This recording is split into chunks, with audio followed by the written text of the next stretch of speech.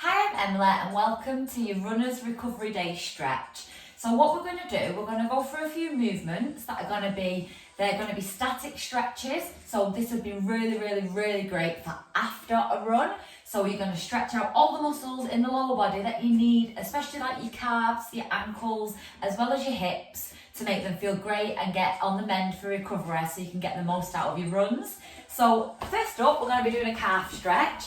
So if you want to just come over and place your feet outstretched, your legs as long as you can, with your toes pointing to the sky. And then what we're going to do is we're just going to flex and bend our toes, just bringing them up to your face and then out to the wall in front of you, or whatever's in front of you. So we're just going to get a nice stretch, all in the ankle, all in the shin as well as you're pointing your toes. Get a nice stretch in your shin, and then as you bring them up to your face, you're going to get a nice stretch in your calf. So we're just going to keep that going. You can do them both together or one at a time, whatever feels good to you. And then what I want you to do, I just want you to tuck one leg in, just so you're not using it. You can sit on top of it, onto your leg, or you can just tuck it into the side, whatever's comfortable. And then we're just going to focus on one leg at a time. So if you just place this leg, just slide it out so your foot's tucked in, and then we're just going to point, really point them toes. You can lean down and grab hold of your ankle if you can. If not, just stay up tall, but just really push in so you can really feel that stretch in the top of your foot and all in the top of your ankle. So just push on that, and then just lift it up, toes to your face. And then if you can, just grab hold of your toe and just pull that ever so slightly. If not, just pull it as much as you can towards your face so you can feel that stretch in your calf. If you can though, just slightly reach, grab hold of your toe, and the more you pull your toe to your face, you'll be able to feel it in your calf, as well as you'll probably feel it in your hamstring if your hamstring's a little bit tight. And then just release that, and then we're just going to go once more, just bend and straighten, and then just switch sides for me. So just tuck your other leg in, scoot your boot. And then we're just going to straighten your toes, point them to the wall, get a really nice bend all in the top of your foot. You'll feel that really good if you're a little bit tight there. Just push down. You can grab hold of your ankle if you can and just pull. If not, just stay up tall. Just get in the stretch. And then just release that and pull your toes to your face. If you can, grab hold of that and just lean slightly.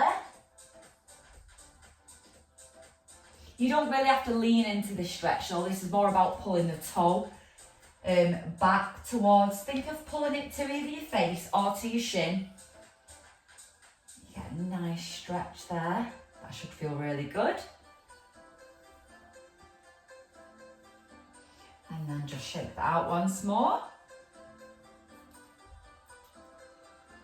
And then what we're going to do next, we're just going to come up and we're going to go into a runner's lunge, but we're just going to stay tall with it. So what I want you to do is just take your leg out into a lunge, but we're not going to come down into a deep runner's lunge. We're going to stay up tall, we're going to keep our pelvis neutral, and we're just really going to push the hip flexor of the leg that is balancing you at the back just forward. So just pelvis neutral and then push everything forward, and you should get a really nice stretch down that hip flexor.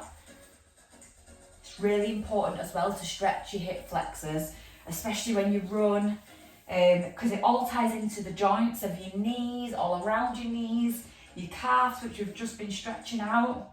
You could have a tight hamstring, but it could have a knock-on effect on everything else. So really stretching out your hips is really great for that. So just keep that pelvis neutral.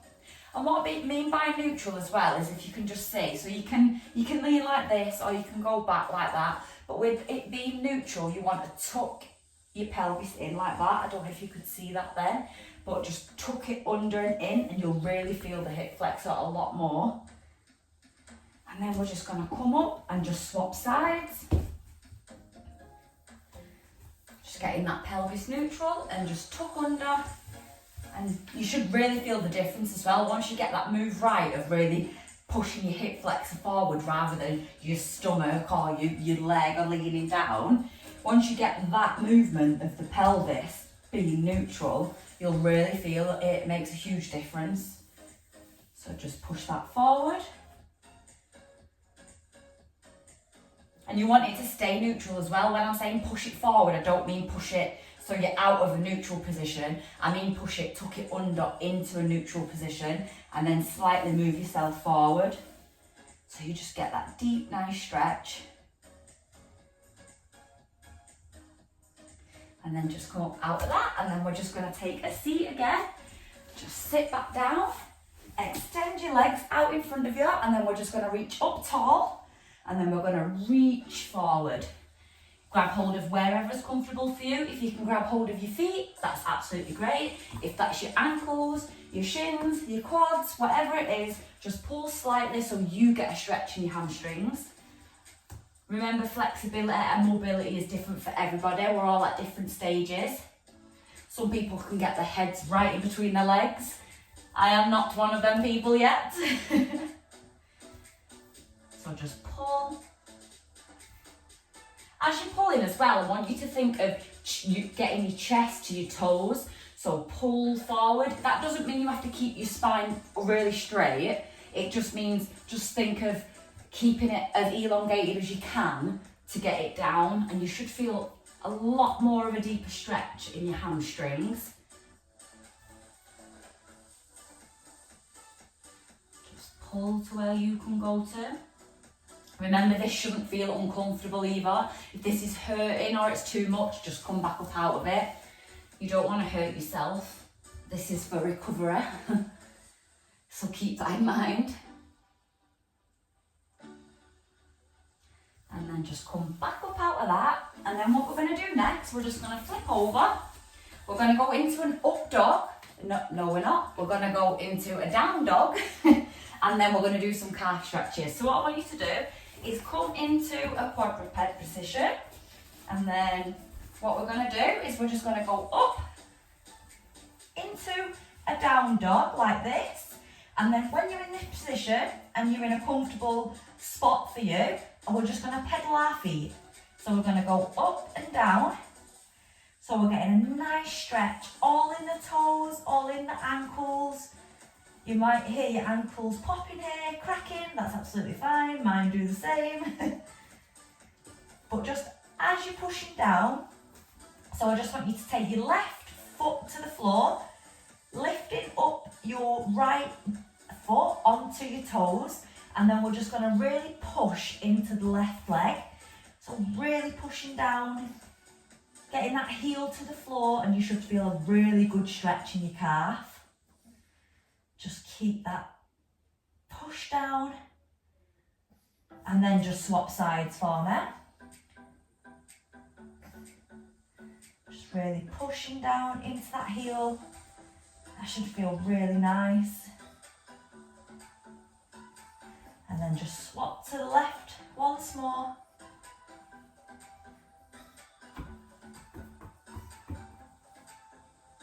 And then back to the right. Bored.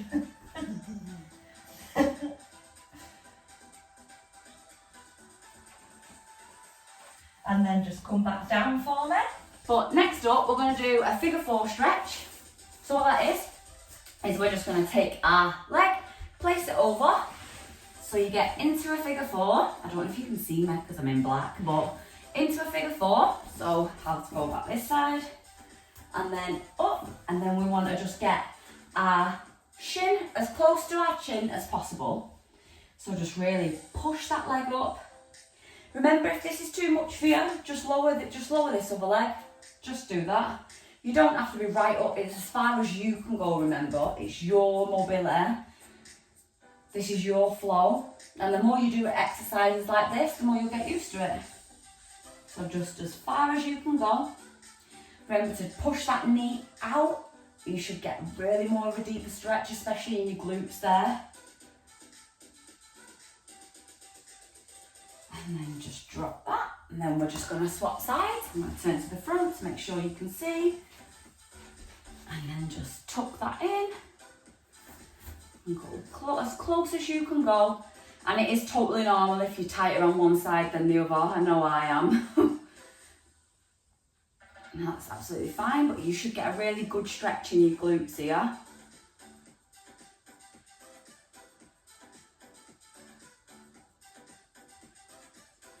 And then just place that foot back down from there. And then we're going to do a quad stretch. So this is the second to last exercise. So what I want you to do is just you can hold on to something, or if you're comfortable with not holding on, you can stand up for this as well if that's easier for you. So I'm just taking your foot, holding it in place, your heel to your glute, and then just pulling. And then remember before when I said about the hip flexor and really pushing forward, that's what you want to do in this stretch. So pulling to your glute, but then pushing your hip flexor forward, and that should really intensify that stretch, especially for the quad.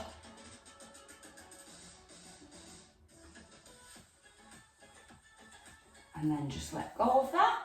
Don't let your foot slam if you like me, which I do a lot. And then just taking your other leg, just do the exact same thing. Just getting that quad stretch, just pulling the heel to the glute and pushing that hip flexor forward.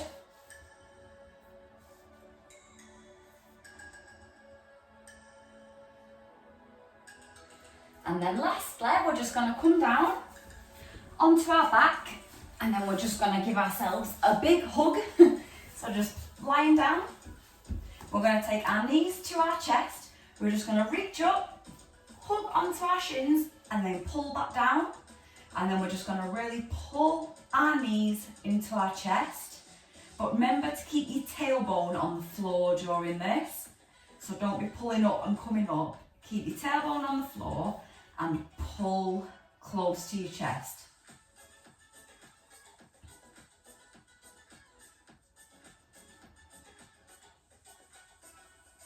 Should get a really nice stretch in your hips here, especially keeping that tailbone down.